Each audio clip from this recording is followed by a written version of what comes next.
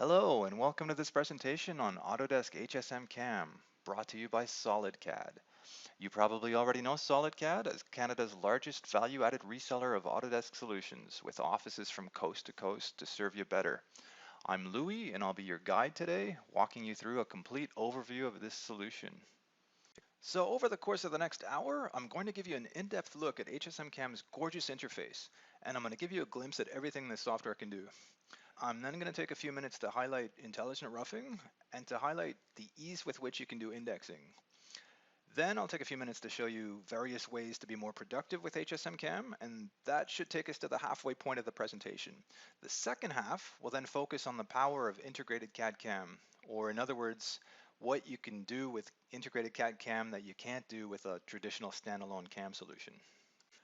I thought about calling this presentation Not Your Grandfather's CAM, or Taking the CAM World by Storm, because that's what's going on, but disrupting the traditional CAM market is really accurate. Indeed, you'll see today that integrated CAD CAM represents a disruption of traditional methods.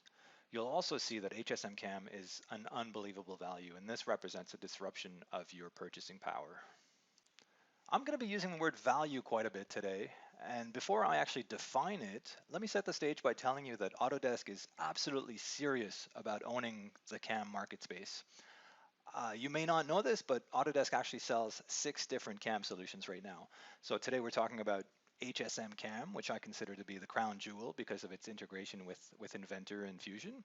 But we also sell Feature CAM, which is all about automation and getting things done as quickly as possible. We sell Power Mill, which is the gold standard for 5-axis machining. We sell Part Maker, which is a specialized solution for Swiss turn. We sell Cam Duct, a specialized solution for ventilation ducts. And we sell TrueNest, an amazing solution for sheet metal cutting and offcut management. Let me just take a minute here to tell you a little bit about myself. I'm a former CNC programmer and method specialist for the aerospace sector. I've had a chance to use a lot of different CAM solutions in my day, and I actually used HSM CAM for over a year in the real world, so I know exactly what it can do. I liked it so much actually that I decided to make a living out of promoting HSM CAM, and I now do so for SolidCAD. So I'm very passionate about streamlining business processes for design and manufacturing, and integrated CAD CAM is an awesome way of streamlining your manufacturing processes. You'll find that I'm very candid about the strengths and weaknesses of CAM solutions, and I can afford to be so because we sell 6 different solutions. There's going to be one that fits the bill. All right, so what exactly is HSM CAM? Well, it's a plugin for Inventor, for Fusion, and for SolidWorks. And yes, I did say SolidWorks, even though we don't sell SolidWorks, we do sell the very best CAM for SolidWorks. And the reason for that is when Autodesk purchased HSM several years ago, it was a SolidWorks product, and it got ported over to Inventor and Fusion. Now, to me, HSM is really CAM reimagined, CAM the way it should be. It's more user-friendly, it's easier to learn than anything out there. It's just plain beautiful, but it's a lot more than just a pretty face. The guys behind HSM are the guys who invented intelligent roughing 10 years ago. Now, that says a lot because we all know that intelligent roughing has forever changed the landscape. Everybody's imitated it since. We're talking about integrated CAD CAM. That's a big theme today. And what that means is that you can, if you want to, leverage the power of the 3D parametric CAD that's underneath everything. We're talking about a new business model too. And what I mean by this is, for example, open source post processors. This is something that flies in the face of a lot of competitors. We're talking about a very exciting online community. We're talking about an all-inclusive approach, which means no additional modules to purchase. I call this the Inventor way of doing things as opposed to the SolidWorks way of doing things. HSM CAM can program just about any machine, and as I've said before, it really is the best value in the CAM world. First, what exactly can HSM CAM do? Well, 2.5D, of course. 3D surface milling is included. Intelligent roughing, we've already started talking about this. Note that we're talking about 3D intelligent roughing as opposed to the 2D that most of the competitors give you. Rest machining, 3+1, 3+2 positioning. There's pretty good 5-axis simultaneous built right in. 2D turning, of course. Mill turn, we're talking about axial, radial. We can support C, Y, B axis. Sheet material cutting, router, laser, plasma, water jet, even sheet material nesting. It really is complete. It really is all-inclusive. HSM CAM does have weaknesses. It's important to talk about them, I think, so we don't waste your time here today. For example, the simulation of material removal could be a little bit better in my mind. There's no machine simulation as of yet. Support for probing is coming along, but it's still fairly basic. The 5-axis simultaneous is definitely rudimentary. I mean, it'll be useful to a lot of people, but it's not for mold makers and it's not for people making turbo machinery. Strangely enough, there's no 4-axis simultaneous, but that's something they promised to fix this year. If you need to synchronize events, you've got a dual spindle, dual turret machine, and you need to synchronize stuff, well, you'll be doing that by hand. And if that's the case, if you have that type of machine, we'll be talking about another solution with you. There's no dedicated wire EDM strategy. There's no support for gang tooling and Swiss turning. The router side of things is not quite as good as the laser, plasma, water jet side. The post processors they're computer language. There's no editor to help you modify them, so that can be tedious. But you know, I'm convinced that for 90% of users, there are no deal breakers in this list. Now that I've told you everything HSM CAM can do and some of the stuff it doesn't do so well, this is a very good time to talk about how much it costs.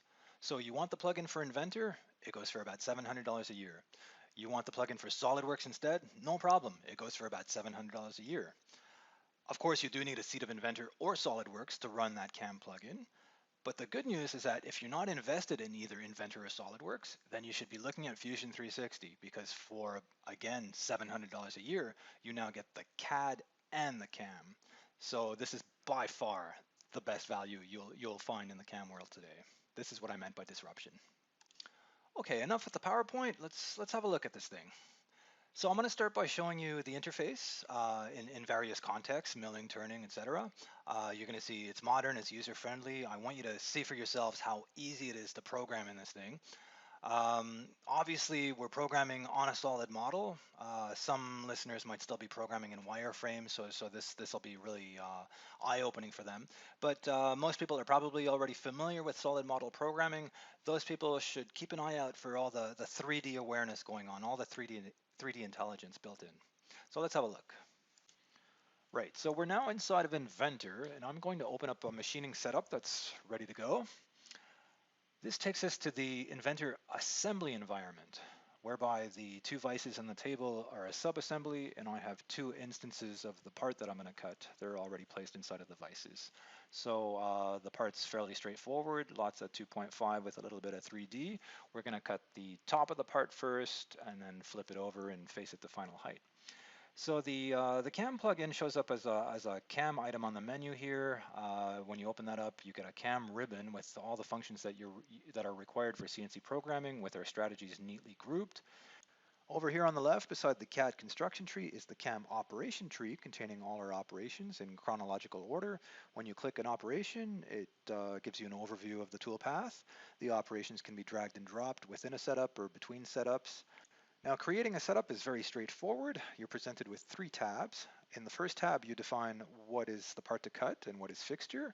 You define the model orientation, the part orientation, and machining direction. And you define where to place the work offset. In this case, I'm going to use one of these model points. I'll leave it here on the fixed jaw bottom corner. The second tab defines the stock size. In this case, I've got 1/8 on all 4 sides, a little bit on the top, and enough to hold on to on the bottom. The third tab defines our program name, program number, and the work offset we're being used. Let's look at operation creation now.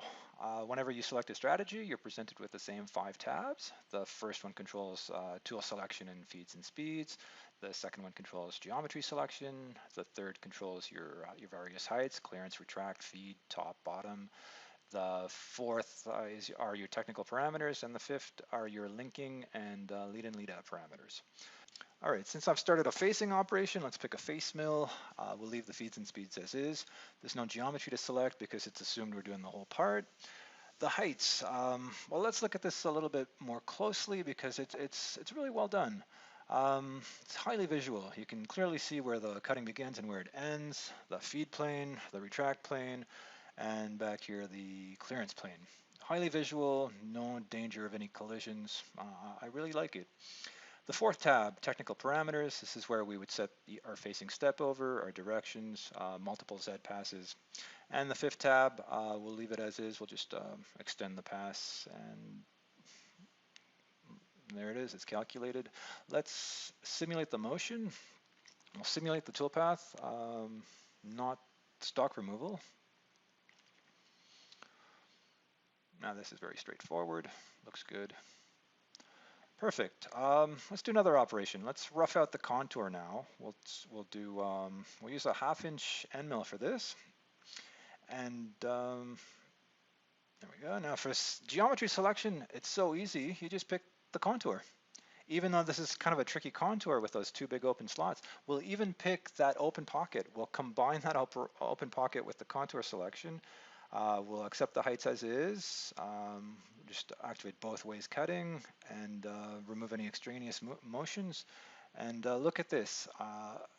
This fairly tricky outside contour that would require multiple operations if we were using a traditional offset roughing strategy is done in a single operation. And I've even thrown in that open pocket that was on a different height, and I never had to specify any heights. Let's simulate this. This time we'll simulate the stock removal so you can really appreciate what's going on. This is actually an intelligent roughing strategy. I didn't tell you, and these work really well if you do big axial engagements and small radial passes, as you're seeing here. More on that later. And that's it. That's our stock simulation. Let's just do a comparison. Looks good. And I'll show you the part underneath. There we go. All right, so let's do some more operations. Let's rough out those two closed pockets now. We'll use a traditional pocket roughing strategy, an offset roughing strategy. We'll keep the same 1/2" tool. Geometry selection, just pick the floors, and it doesn't matter that the pockets are different depths or different sizes. They're combined into a single operation. Let's just go back in and change the entry. I didn't like the entry. Choose more of a ramp style entry. All right, I like that a bit better. And let's just go back in and set this to multiple Z passes. We'll say 1 diameter depth max. So I'll set this to 250. There we go. Recalculate. Looks good. Let's simulate. Stock removal. Here we go. Yeah, see, classic offset roughing. And you have to appreciate the fact that I never had to specify any depths. Everything got right off the model. All right, another operation. Let's go break the edges all the way around this part. There's a small chamfer. There's a 25 thou chamfer already modeled. Let's pick a chamfer mill and just select that chamfer. Now you've probably already noticed that this is actually a 3D chamfer operation, which is pretty cool. In terms of parameters, I'm just gonna give it a tip offset to stay off the flat, and probably needs a lead in, lead out as well. Yep. Turn that on. There we go. There's our operation. Let's simulate it.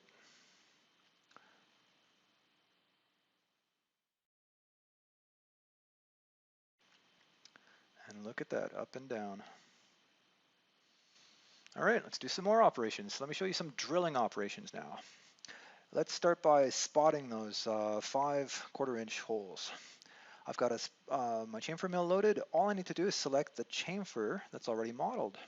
And now look at this. I scan the part for other holes of the same diameter, and the other holes are picked up. So all 5 holes are chained together. Now what's interesting again is that those holes are not all coplanar. And what's even more interesting is that I don't need to specify the depths. The depth is automatically calculated so that the chamfer mill makes that chamfer on the first shot. Let's do the same thing now with the drill, a 1/4" drill. Again, I'll just select one of the 5 holes, and I'll scan for the other 4. Select same diameter. There we go. All 5 holes are chained. Again, the start and end points are different for these 5 holes, but no problem. It's all combined into a single operation. The only thing I need to adjust here is make sure that I drill through the part. So I'm going to add a little, I'm going to add the tip offset, and I'll even throw in another 10th thou. There we go. Different start heights, different end heights, not an issue. Everything right off the model.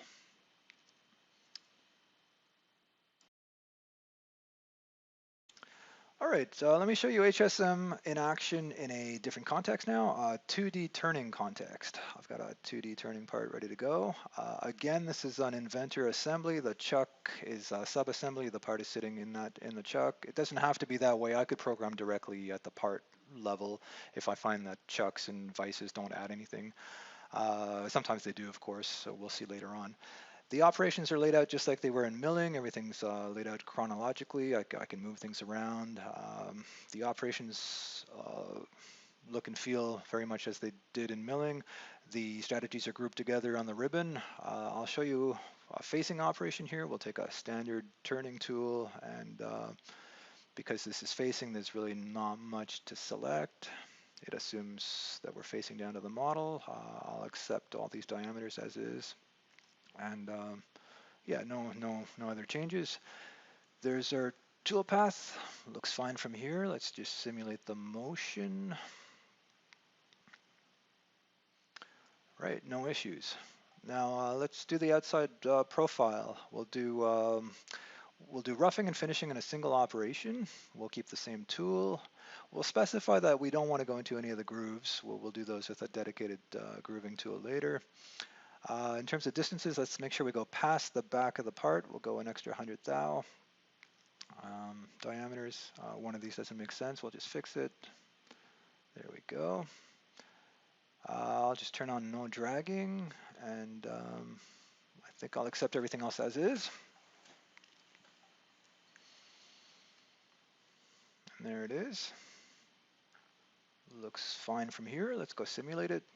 We'll simulate both facing and turning together. We'll do stock removal this time. All right, that was fine. That looks good. See, having the chuck there makes sure we don't have any collisions. I see a little mistake I made there. I programmed the profile from the stock and not from the front of the part, but not a big deal.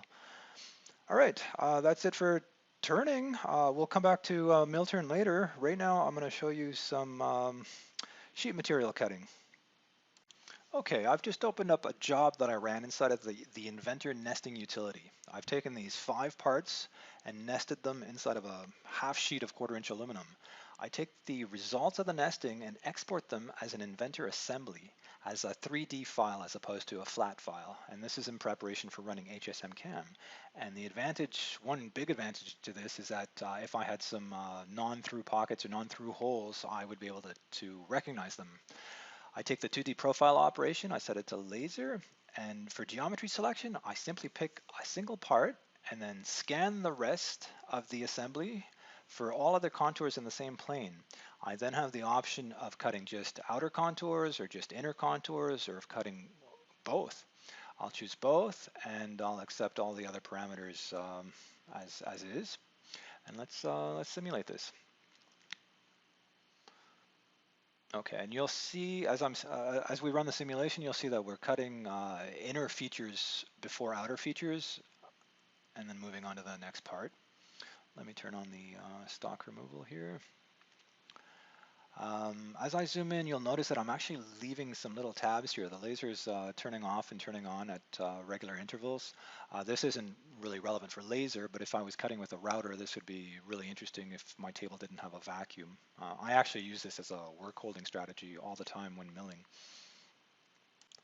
Okay, I want to show you some 5-axis simultaneous, just a little taste. I want to show you some swarf and some 5-axis flow.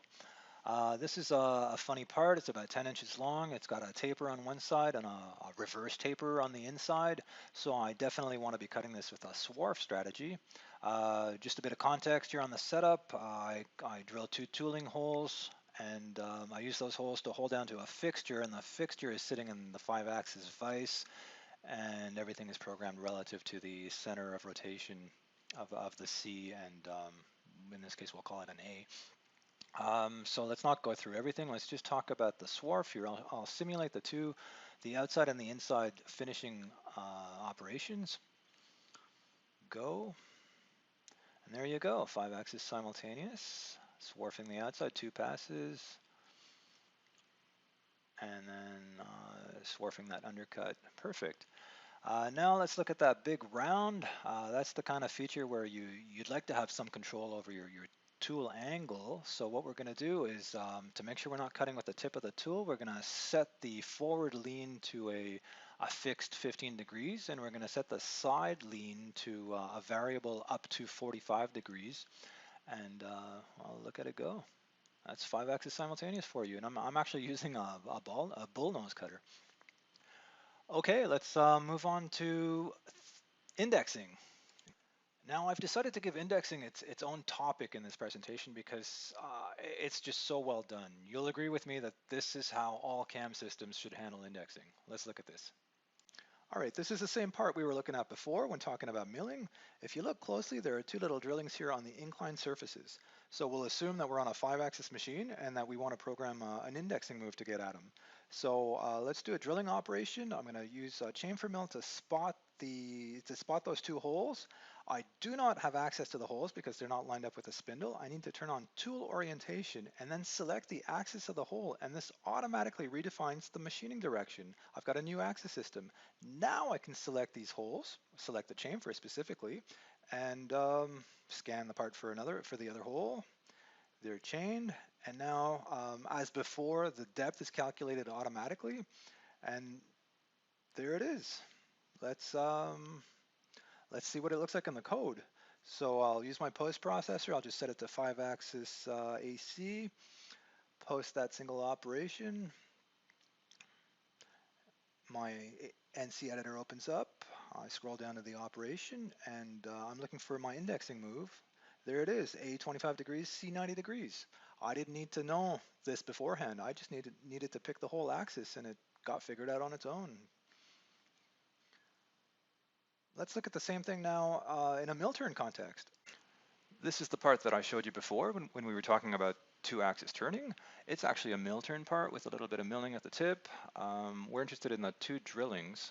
One is a radial drilling, which would require the equivalent of a 3+1 indexing, and the other one is a B-axis drilling, which would be the equivalent of a 3+2 operation.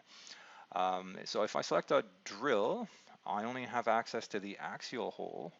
I do not have access to the other holes. So as before, I'll turn on tool orientation and I'll select the axis of that radial hole, and I now have a new machining orientation, a new axis system. I can now select that hole, and there we go, it's programmed. Operation Drill 5. Let's simulate it. There we go. Let's do the same thing for the B-axis hole. I'll just keep the same tool, turn on tool orientation, pick that whole axis. Now I can pick the hole itself, and we're done. Couldn't be easier. And obviously this is how all the other millings on this mill turn part would be performed. All right, let's close this part, and let's take a minute now to talk about intelligent roughing, or adaptive clearing as it's called in the world of Autodesk. I told you at the beginning that intelligent roughing is something that was invented by HSM about 10 years ago, and it has since been copied by all the competitors. Their versions are called dynamic or volume mill or iMachining. Keep in mind that adaptive clearing is the gold standard.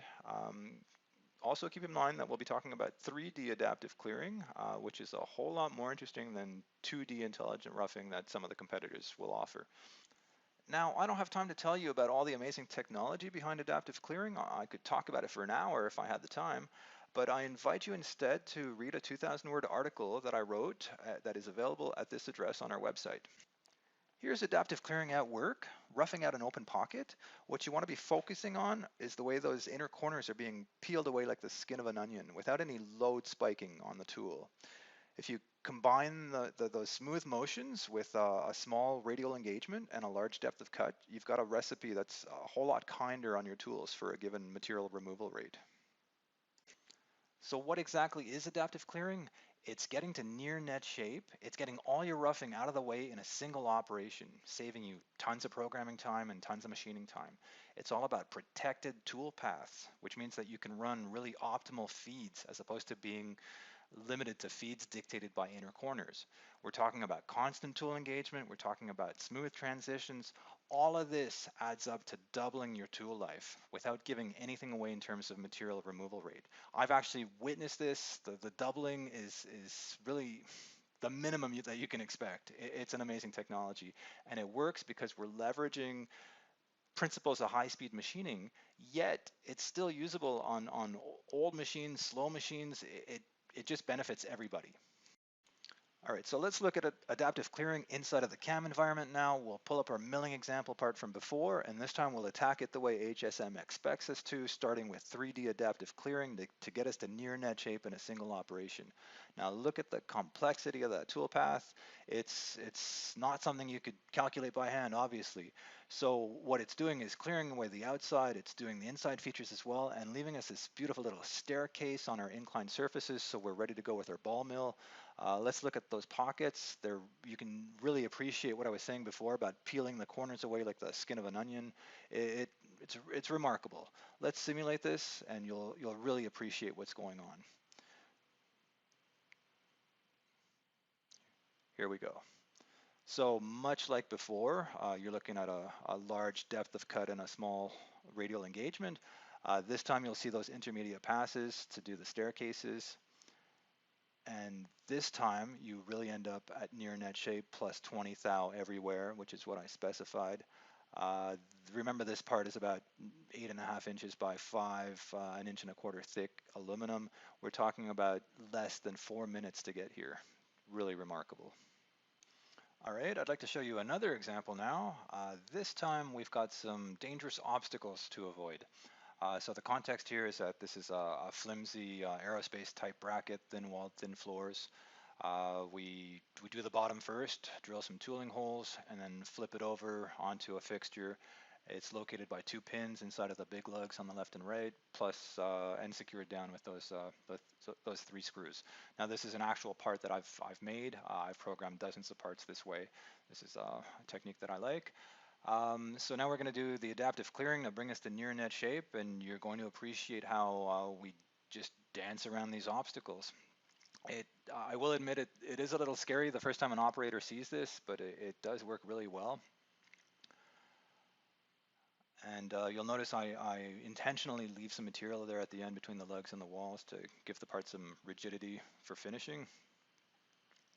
If you're curious to see how this unfolds, I'll just fast forward through the operations here. And you'll see that at the very end, on our last contour operation, we're leaving some tabs like I showed you before. So that's how the part is held down. And then I unscrew it, snap off the tabs. They're about 20 thou thick, and I sand them down sand down any rough spots if I need to. All right, so I'm going to close off this section with this one sentence. If you're not using intelligent roughing, you are leaving money on the table.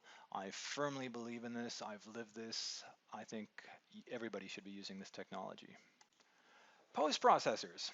So no presentation of a CAM solution would be complete without at least spending a little time talking about the idiosyncrasies of its post-processor environment. So HSM, as I've told you before, offers you open source post-processors, which really flies in the face of a lot of the competitors.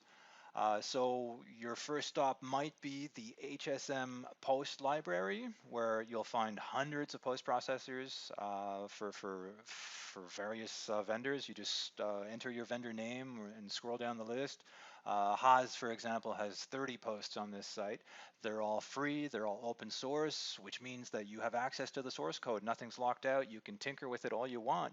And in fact, Autodesk gives you a manual, a 200-page manual, telling you how to tinker with your posts. It's really quite liberating. Now, if your machine speaks pretty standard G-code, then your first stop should definitely be our website, where you can download the SolidCAD Universal Fanuc Post Processor. It's super well formatted. It's got lots of bells and whistles. Here's an example. Look closely and you can see date and timestamp, very useful for programmers. There's an ISO style header that you can fill out. The stock dimensions appear automatically. Your setup instructions are there if you've entered them in the CAM. The tool list, very clean, even shows you which tools need their D measured. Each operation has its title, tool being used, estimated runtime. Everything's laid out, everything's well spaced out. You either like it or you don't, but it works and you can tinker with it if you want, or you can ask us to modify it to suit your needs. Okay, I'm going to take a minute now to talk about how you can capture your best practices and ways to enhance your productivity. We're going to talk about grouping operations into templates. We're going to talk about driving parameters with equations. We're going to talk about the compare and edit function, and I'm going to show you automatic setup sheets. Templates. Templates are basically a programmer's best friend. They're a great way to save a lot of time and to ensure consistency between parts. They're typically used to regroup operations. So I'm going to show you a template that would regroup 3 operations necessary for making a specific tapped hole. But a template could be used just to capture the parameters of a single operation. The template would capture the tool, the feeds and speeds, the step down, the step over, the entry, and you can make as many of these templates as you want. As you can see, we're back to our milling example part. Those 1/4-inch holes, let's pretend they're actually tapped holes, 1/4 20 tapped holes, and I've started programming the 3 operations necessary to make them. We've got the spotting operation done, the pre-drill operation with our 201 drill, and just need one more now, the actual tapping operation. Let me grab the tap from my library here. There it is. Okay, I've accepted most of the parameters by default. I'm just going to adjust the tapping depth here to 1/2 inch. There we go. So we've got these 3 operations now. Just give them a proper name. Now I group all 3 into a new template that's going to be called 1/4 20 tapped hole template. There we go. Now I can erase my work and apply the new template. So here we go. Here's my Virgin setup, create operation from templates. I pick the new template that I just created.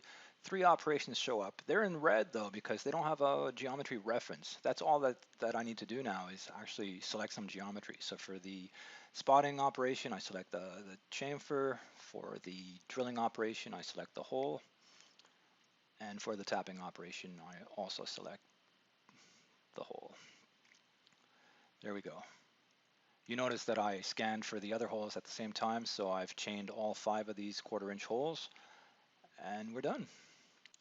All right, let's just clean this up, and we can move on to point number 2, which is equation-driven parameters.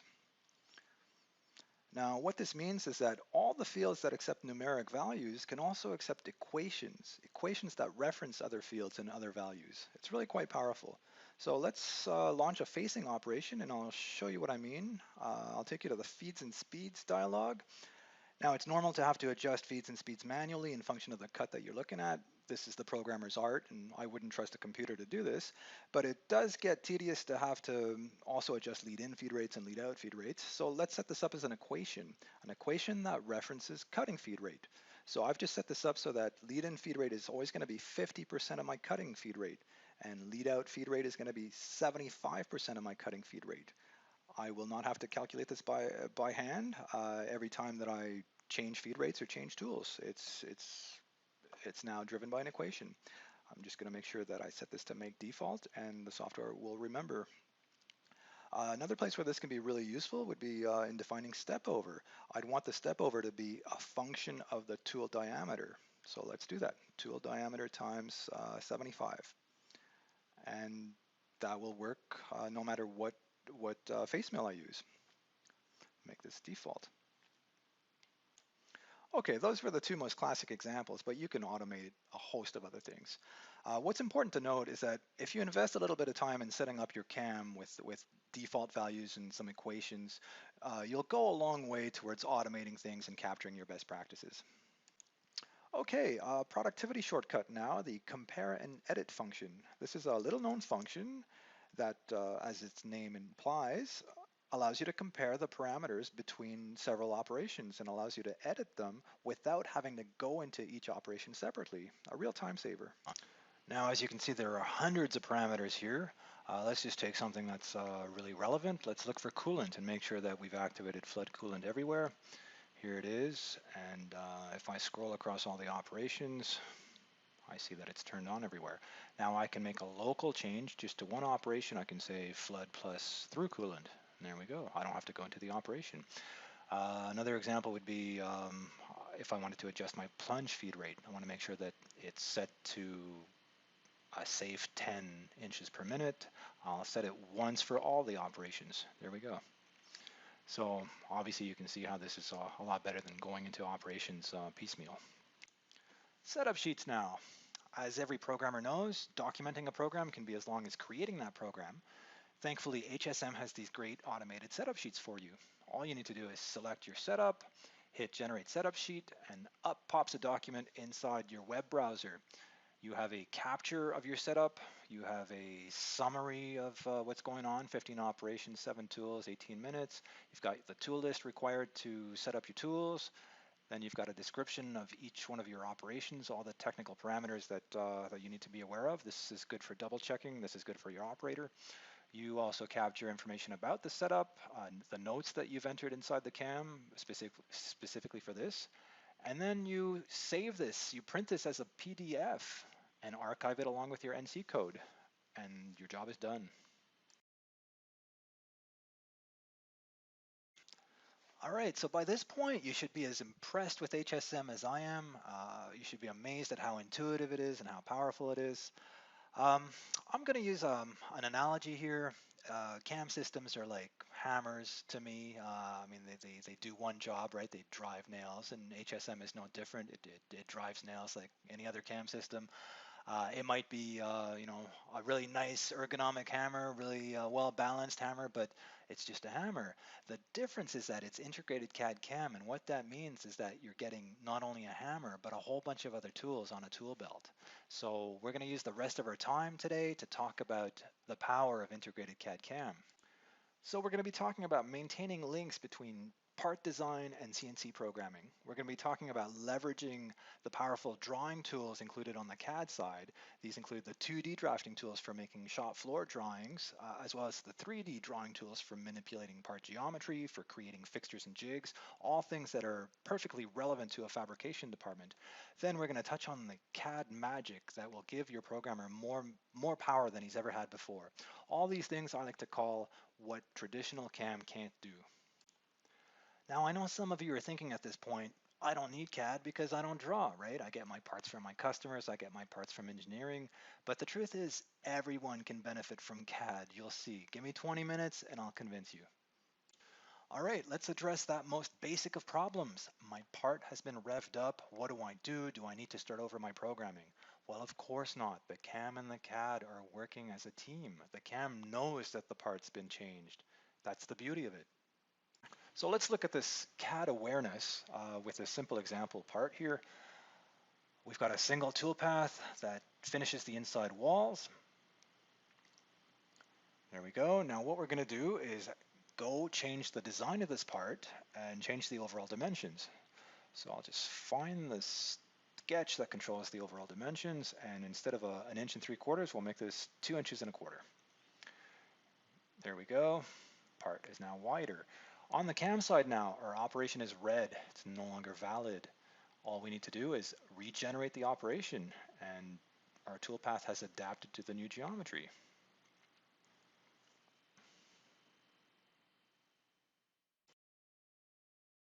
Okay, that was a bit of an oversimplification. In real life, you wouldn't have access to the master file unless we were talking about an R&D environment, but typically the master file would be owned by the customer or owned by the engineering department. What you would be working on would be a derived file, a file linked to that master file, a file that would not have the design information, no construction tree, just this link. This is the file in which you will build your CAM information, knowing that it will remain linked to the master. So there's our toolpath.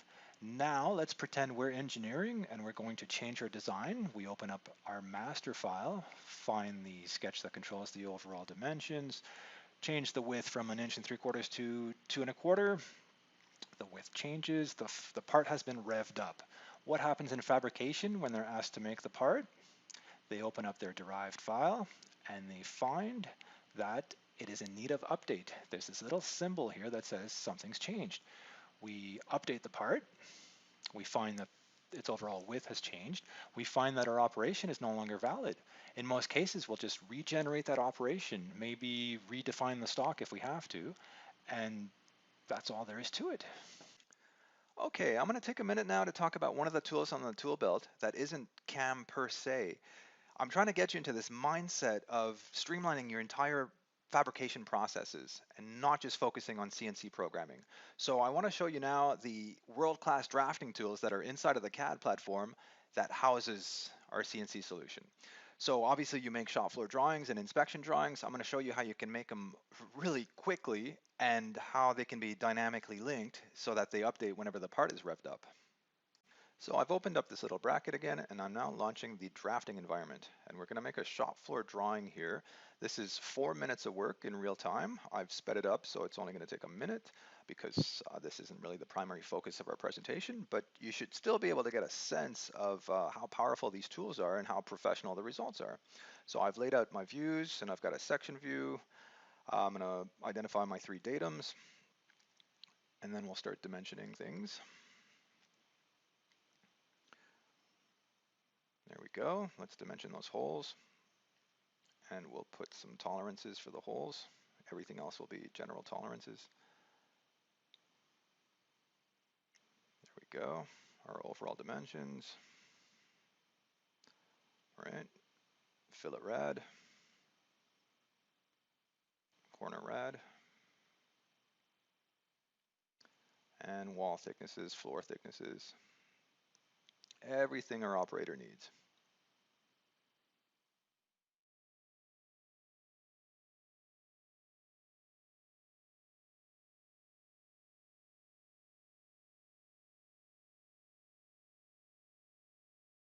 There we go. Wasn't that easy?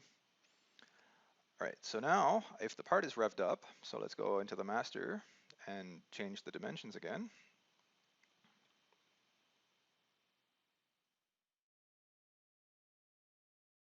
2 1/4. The part's now wider. Let's go take a look at our drawing.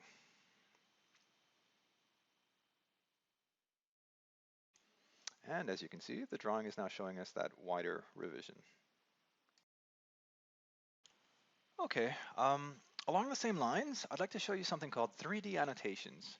Now, you guys in the aerospace industry, you've seen your customers use this before.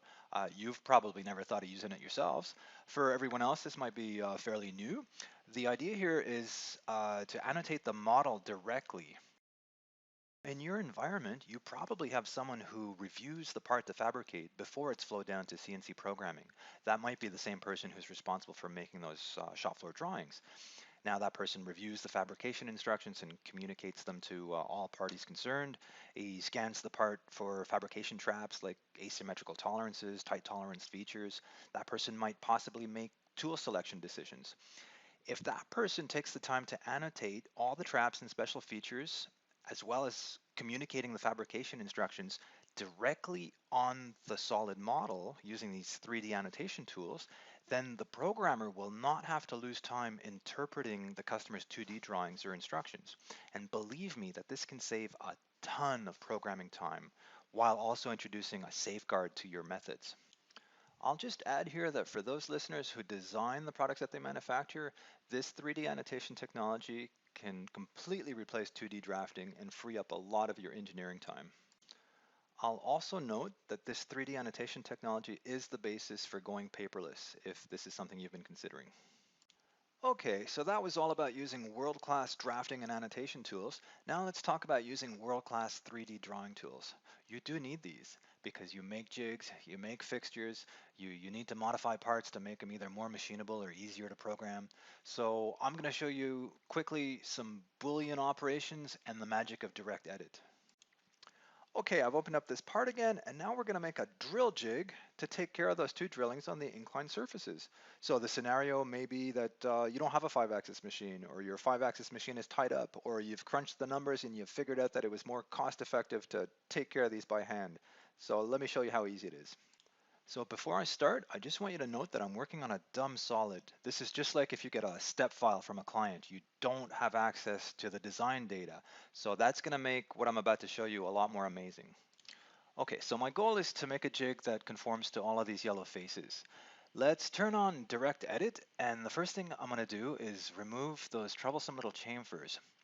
Now, this is very cool because you know, we all know that we get parts with too much detail sometimes. Designers abuse the fillet and chamfer functions and don't realize that they're actually making our lives more difficult as programmers. So isn't this cool? You have the ability to selectively erase features or modify features without having access to the original file or the construction tree, if you will. So I've just erased these 3 chamfers. Now my next step is going to extrude a solid around the shape here. So I'm going to sketch out the rough shape of my jig.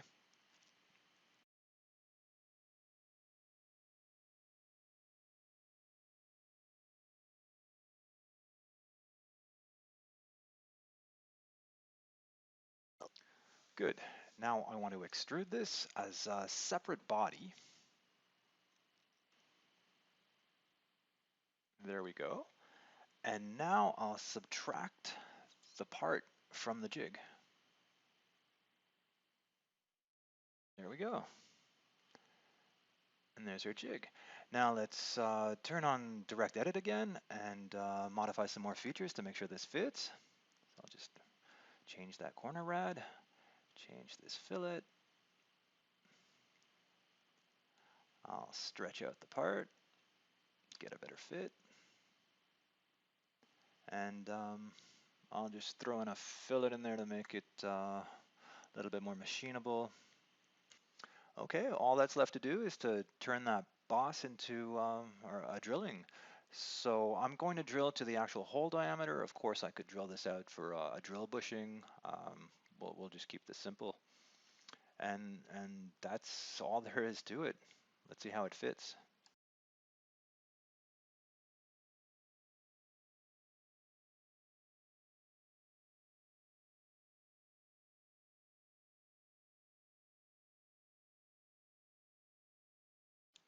Well, that works for me.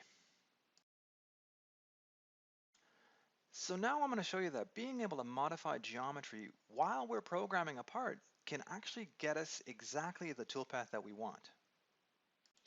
I'm going to use this little 5-axis mill turn part to show you what I mean. So let's open it up inside of its machining setup. And we're going to focus on the swarf operation because that's the one that's giving me trouble. Let's simulate what it looks like right now.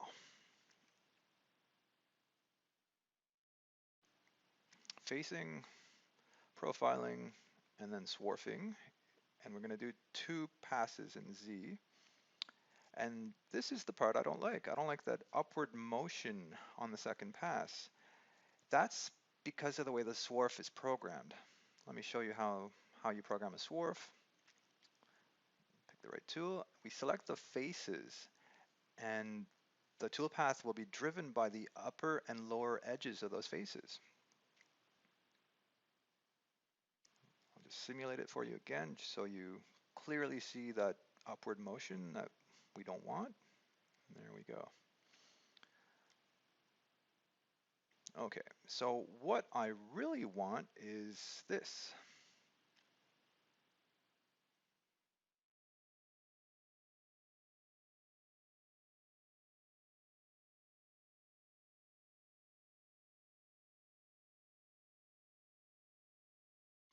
There we go.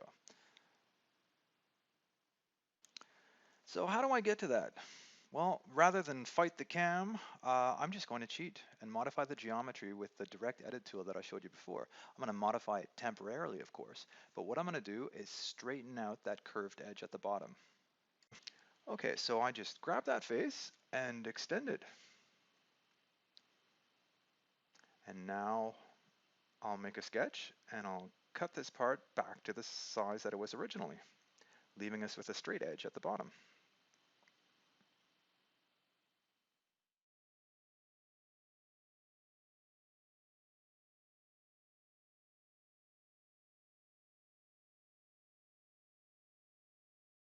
Beautiful. And now we'll program our swarf operation again.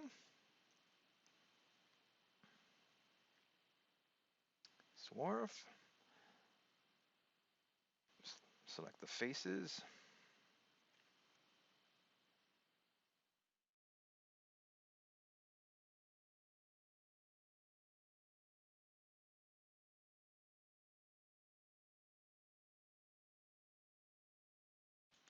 And we get the toolpath I was looking for. Good. Let's now talk about reusing machining setups. Clearly, there's a lot of time to be saved in reusing a machining setup that contains a bunch of operations. What we want to do is just swap out the part being cut and recycle as many of the operations as possible. So let's take this fully programmed setup, and what I want to do is swap out that part to cut. I'll use the replace component function and insert this little bracket instead. There it is, except that it's not oriented exactly how I want, so I'm just going to redo some of these constraints.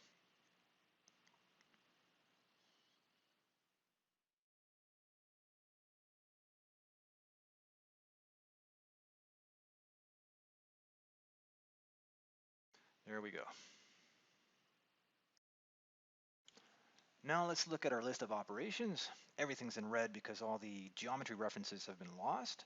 Let's start by redefining the part to cut and redefining our stock dimensions. I'll just add 1/8 on all sides. Perfect. Now let's try to regenerate everything. And some of the operations have regenerated, namely the phasing operation, the intelligent roughing operation.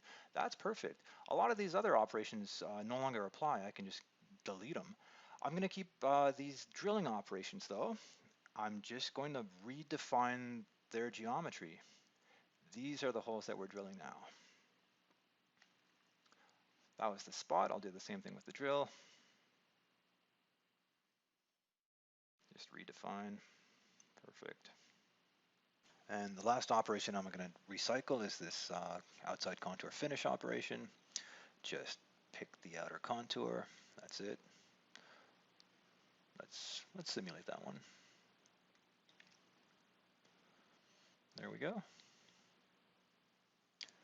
Now I'll erase what I don't need.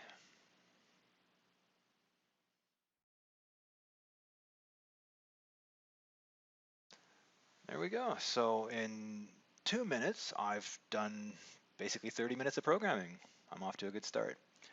Note here that when you reuse a machining setup, you're making a copy of an assembly that references a bunch of components. So it's important that your copies be completely independent of each other. My favorite way of ensuring this is to use the iLogic Design Copy tool to duplicate a setup and all its components. I give everything a unique file name by adding a suffix with the date, for example.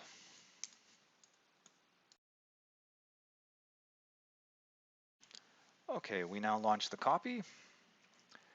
Everything gets copied to a new folder.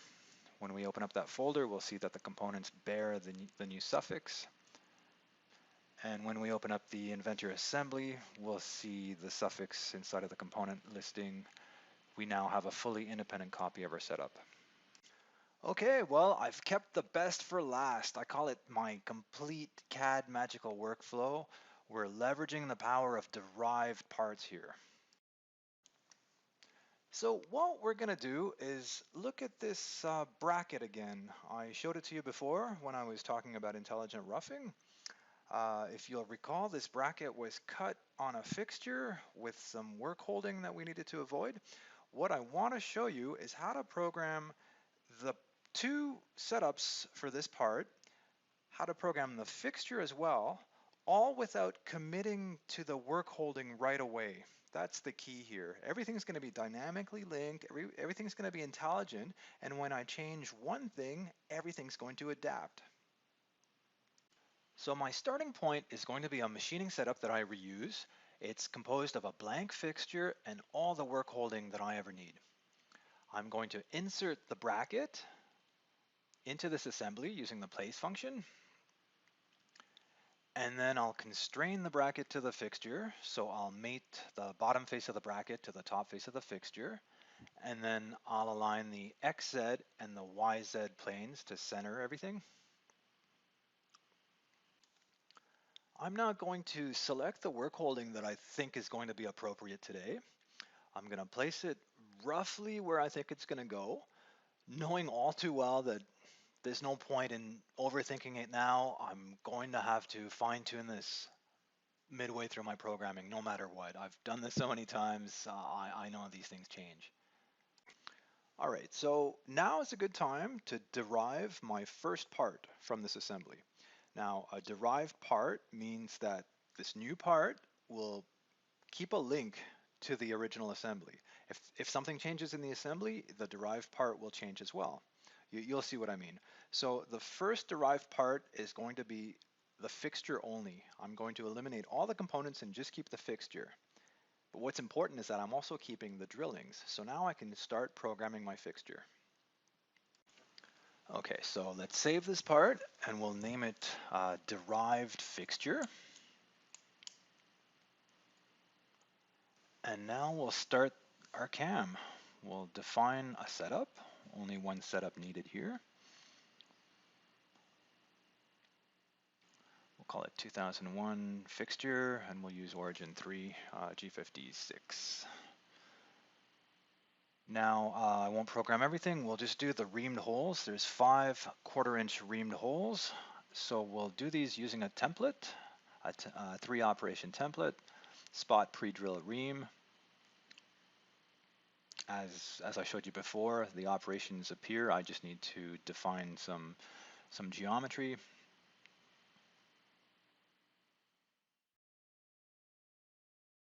There we go. That didn't take long. Now, save this. And the next thing I'm going to do is draw the fixture because I need a shop floor drawing for this. There's actually not much to draft here. I just need the overall dimensions and the hole callouts. Now, given that this fixture is going to be used for indexing, we'll tolerance the height of the fixture. And we'll leave these two untoleranced. And now my hole callouts. This is beautiful.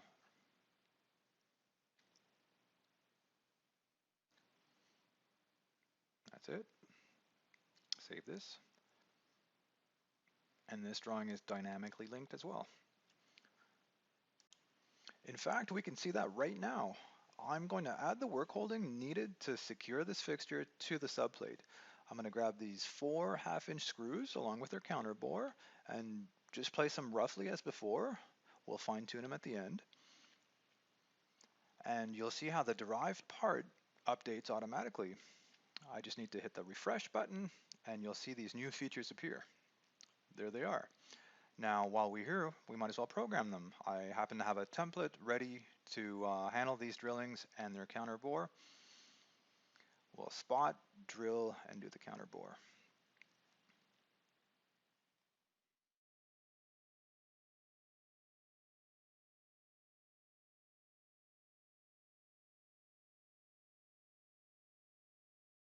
There we go. The counter bores, I need to actually select the pocket floors one by one.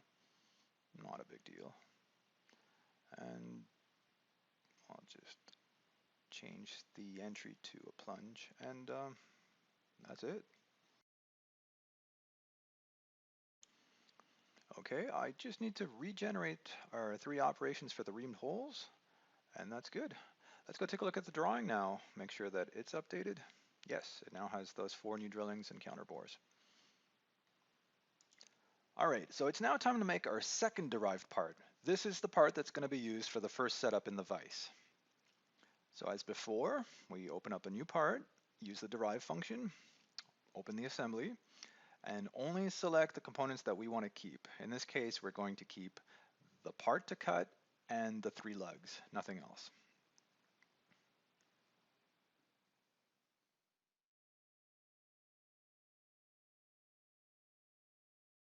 And there's our part.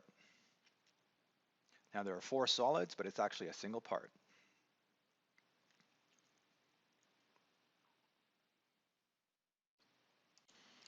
Okay, let's give it a name, and then we'll start the CAM. We'll define a setup.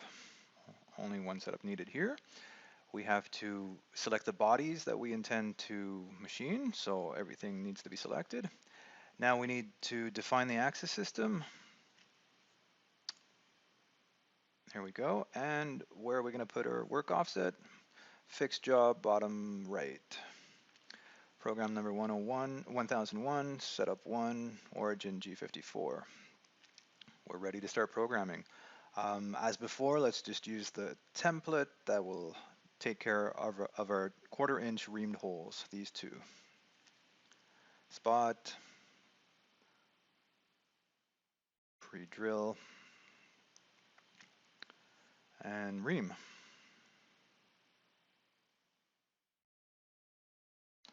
Done.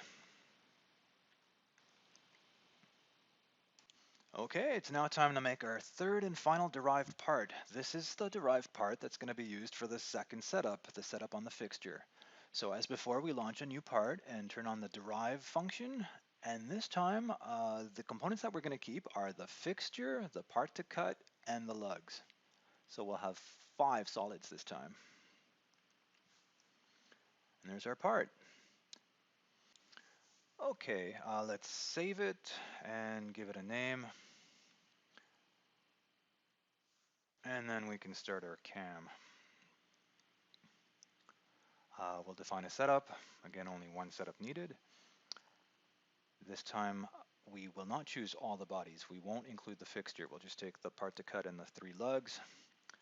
We'll put our origin at the selected point, the reamed hole that's designed for that. We'll give it a unique program number, 1002, name setup 2, and origin G55. We're ready to start programming. Again, we won't program everything. We're going to program just the intelligent roughing here. So we launch Adaptive Clearing 3D. We'll pick a good tool, a 5/8 flat. Make sure we're cutting both ways. Make sure the tool is allowed to go 2 diameters deep. And we'll make sure there's no extraneous movements. And let's see what that looks like. Okay, good enough. Okay, it's now time to reap the rewards of all that hard work. Let's assume that we know the final position of our work holding. Let's say 700 thou off the side of the bracket, giving us enough room to run our last cutter. 500 thou off the back of the bracket. Sounds about right. We'll do the same thing to the second lug.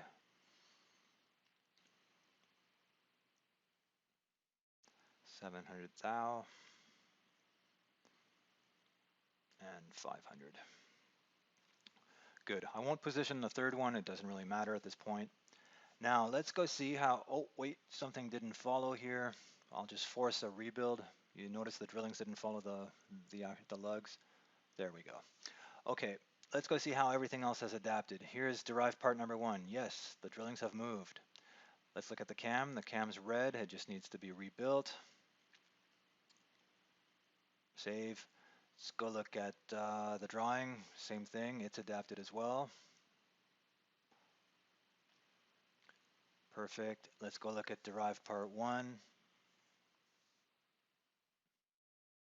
Boom. CAM, regenerate, done. Yeah, those operations are in the right place. Derived part 2, watch this. Rebuild, boom. Regenerate, boom. You gotta love it. Now the very last thing we're gonna do is take a look at what happens when this part gets revved up. We're gonna swap out the components. We're gonna swap out -1 with -2. -2 being 1 inch wider, no other differences. There it is, we accept it. That looks fine. You see the lugs have moved. They've maintained their parametric positioning. Now our derived fixture, there we go. The drillings have just moved. We regenerate the cam, good to go. Same thing with the drawing, it's updated. Let's go look at setup 1. There's our wider revision. Regenerate the cam, good to go here as well. Setup 2. Here's our dash 2. Regenerate the cam, good to go.